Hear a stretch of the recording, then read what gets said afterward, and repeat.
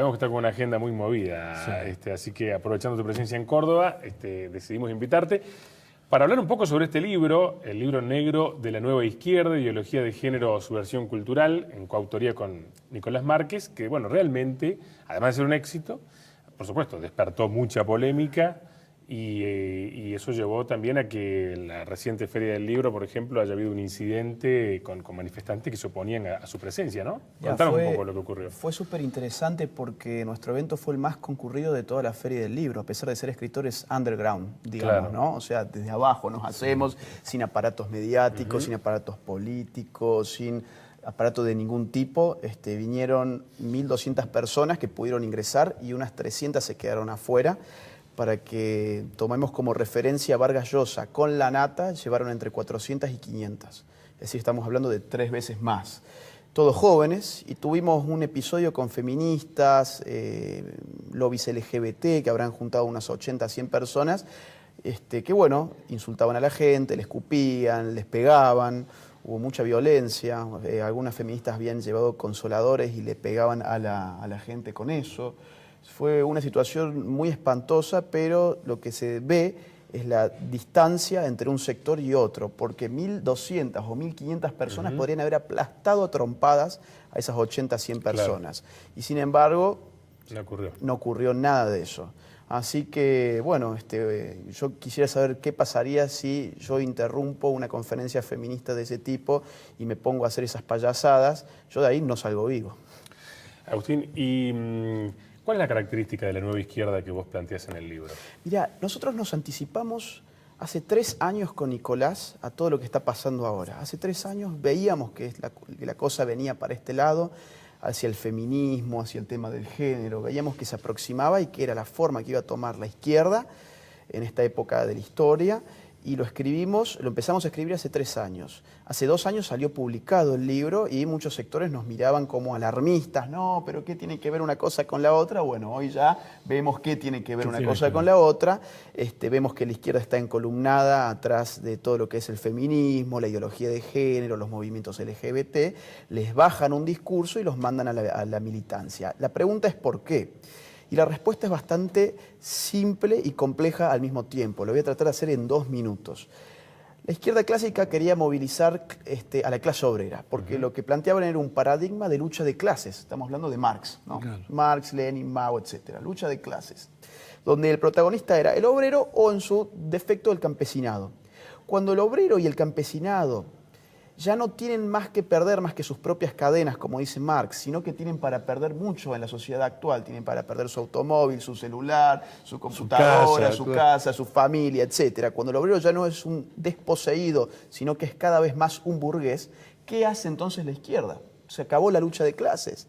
¿Cómo movilizamos a la clase obrera? No puede hacerlo. Esto ya lo vieron hace 50 años o más en los Estados Unidos, en Francia, en Alemania, en Inglaterra. Este año se cumplió 50 años del Mayo francés. Sí. El Mayo francés fue eso, fue el estudiantado más la intelectualidad francesa tomando las riendas de la revolución porque la clase obrera no quería más escuchar hablar sobre el socialismo. De hecho, cuando la clase obrera se pliega a eso, el gobierno de Gaulle le baja un salario mínimo y ahí nomás se hacen un paso al costado. Eso es la nueva izquierda, es una izquierda que necesita reconvertirse porque ha perdido el sujeto histórico de su revolución, que son las clases sociales, y para eso trasladan ese conflicto económico a un plano cultural. Y dice, bueno, ya no contamos con el obrero, pero podemos trazar una dicotomía entre hombres y mujeres y aprovecharnos del feminismo, entre homosexuales y heterosexuales, y nos aprovechamos de los lobbies LGBT. Les inyectamos aparte una conciencia resentida, que es lo que esta gente tiene, y los mandamos a la militancia. ¿En nombre de qué? De un socialismo más difuso que el de antes, pero un socialismo al fin, ¿no?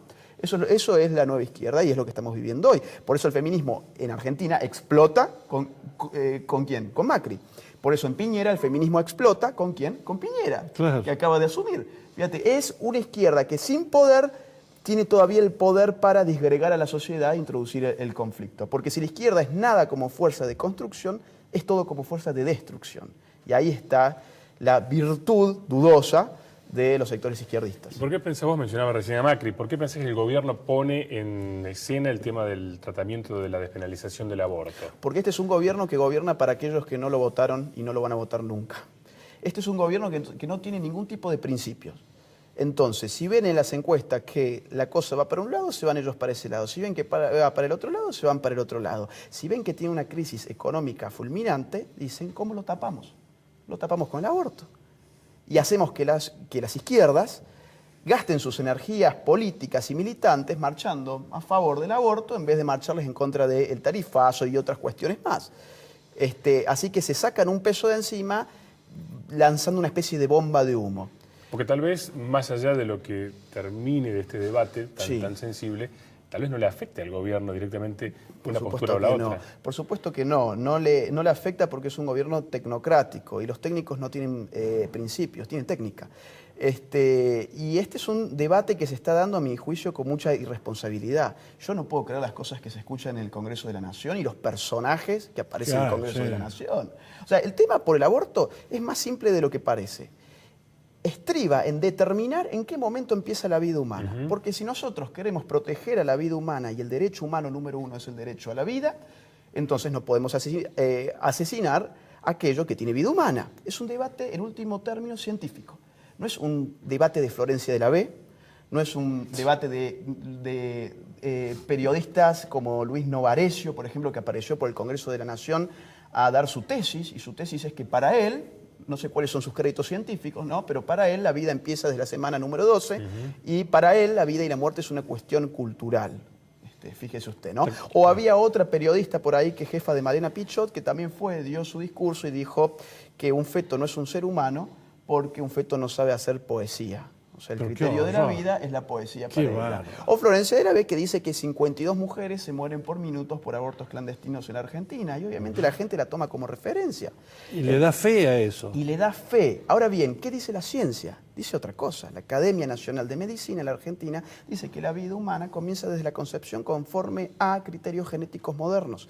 ¿Por qué? Porque la genética moderna ha encontrado que aquello que se forma intrauterinamente dentro de la madre tiene carga genética propia, tiene un ADN diferenciado del de la madre y por ende no es parte de su cuerpo. Entonces, cuando se nos dice, por ejemplo, lo que se discute es el derecho de la mujer a disponer de su cuerpo, eso no es cierto. Lo que se discute es el derecho de la madre a matar al hijo que se encuentra en su vientre por un término de 9 meses. Eso es lo que se discute. Ahora, pero ¿y cómo resolver una problemática que es real, que es cierta, de las mujeres que se mueren en bueno, abortos clandestinos? Yo no sé cuán real es. Ese es el problema. Porque si tenemos por un lado que nos dicen 52 mujeres se mueren por minuto, por otro lado nos dicen 500.000 abortos se practican en la Argentina de manera clandestina por año, pero la cifra de nacimiento en la Argentina es de 700.000 niños nacidos por año, yo me permito dudar de esas cifras. Y yo me permito también tomar las cifras del Ministerio de Salud, que es el que recopila de manera seria toda esta información. Y las cifras son las siguientes: por muertes maternas, del año pasado, 249 madres en gestación murieron. De eso hay 43 por razones de abortos, sin discriminar entre clandestinos y espontáneos, porque existe el aborto espontáneo. Entonces, Mónica del Río pidió al Ministerio de Salud que discriminara esto y le pasara los datos. Y lo cierto es que en Argentina por año lo que murió el año pasado fueron 31 mujeres por abortos clandestinos. Esto representa el 0.025% de causa de muerte femenina en la Argentina. Estamos hablando del 0.025%. Toda muerte es una tragedia, sin lugar a dudas, pero si nos queremos abocar a lo que dicen que es una política de salud urgente que necesita la Argentina, esto no tiene ningún color de urgencia. Y todo lo contrario, ¿no? Cuando esto nos dicen la política del aborto es una política de salud reproductiva, yo también dudo de eso. Yo digo, ¿qué tipo de política de salud es aquella en la que entran en una clínica 2 seres humanos, contemplados así por la medicina, uno sale vivo, la madre, y el otro muerto dentro de una bolsa de residuos patógenos? ¿Eso es una política de salud? Yo dudo sobre eso. Y por otro lado, salud reproductiva, cuando el aborto justamente lo que impide, lo que frena es la reproducción. Todo está viciado, hasta el nombre de la ley. Nos dice, Ley de Interrupción Voluntaria del Embarazo. Perdón, la interrupción es el cese transitorio de un proceso para su posterior reanudación. Yo, por ejemplo, tengo que ir al baño, interrumpo este programa, vuelvo a los 5 minutos. Eso es una interrupción, ¿por qué? Porque lo reanudo. Un aborto no se reanuda porque la muerte es irreversible. Está muy bien ese argumento. Y volviendo a tu crítica, ¿no?, sobre las posturas de los grupos feministas que promocionan el aborto, ¿qué es lo que consideras a tu juicio que hay detrás de esta postura? Yo veo que no hay ninguna urgencia real, no les importa a las mujeres. Si les importaran las mujeres, estarían usando pañuelos verdes, por ejemplo, por las 525 mujeres que el año pasado murieron por deficiencias nutricionales. Estamos hablando de 31 casos por falta de comida. Claro, raquitismo. Claro, claro. 525, que nadie habla de esa. Ese no es un problema de salud pública, ¿no? 233 murieron el año pasado por tuberculosis. 194 murieron por Chagas. 3 por tétanos, siglo XXI, por tétanos. 3 mujeres murieron en Argentina por tétanos. 214 murieron por falta de asistencia en el embarazo. Y nadie está usando ningún pañuelito por estas mujeres. La mujer no es el problema del aborto. El problema del aborto es ideológico, que el feminismo ha traído a la Argentina como si fuese un tema de urgencia. Y el macrismo lo ha utilizado como bomba de humo para tapar temas que verdaderamente son urgentes. Y a partir de lo que planteamos al comienzo, que estás brindando conferencias en Latinoamérica, en Centroamérica, bueno, una nutrida agenda, ¿cómo ves en América Latina esta tesis que vos estás planteando de la nueva izquierda en otros países? Es un fenómeno continental, occidental. En Europa, en el primer mundo, esto está avanzadísimo. Tan avanzado está que ya están demoliendo los principios jurídicos occidentales. Es decir, en España, por ejemplo, un hombre, cuando es denunciado por una mujer, ya no es inocente hasta que se le muestre lo contrario, sino que es culpable y va preso automáticamente hasta que él pueda demostrar que es inocente. O sea, la inversión de la carga en la prueba. Acá, en el canal TN, ya se ha discutido y han llevado a una psicóloga para que hable en favor de estas tesis. O sea, esto no es algo que solamente pasa allá. En América Latina en general está el tema muy recrudecido, el tema del género es el tema de las izquierdas en todo el continente. En Centroamérica hay un conservadurismo que todavía lo aplaca un poco, pero hasta ahí no más.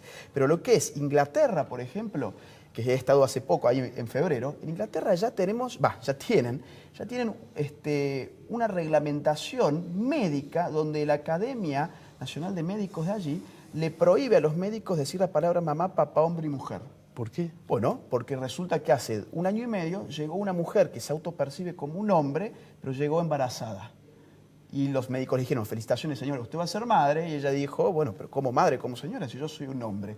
Si ahora yo soy lo que autopercibió ser, esa es la moda de la ideología de género. Se ofendió, lo visibilizó, etc. Y ahora los médicos ya no pueden decir mamá, papá, hombre, mujer. En Francia hay pueblos que ya han prohibido por ley decir la palabra mademoiselle. ¿Qué significa mademoiselle? Señorita. ¿Por qué? Porque no existe señorito, entonces no hay igualdad de género, es un micromachismo. Pero es una y locura. en Canadá, por ejemplo, para que veamos hasta dónde llega todo esto, en Canadá ya hay una ley que prevé 6 meses de prisión para aquel que use pronombres de géneros equivocados. Si vos me afirmás a mí que vos sos una mujer, yo me dudaría de tu afirmación, pero supongamos que yo te trato de él en vez de ella y nosotros estamos en Canadá, vos ya me podés judicializar a mí, yo puedo terminar 6 meses preso por usar un pronombre de género que no va con tu identidad de género.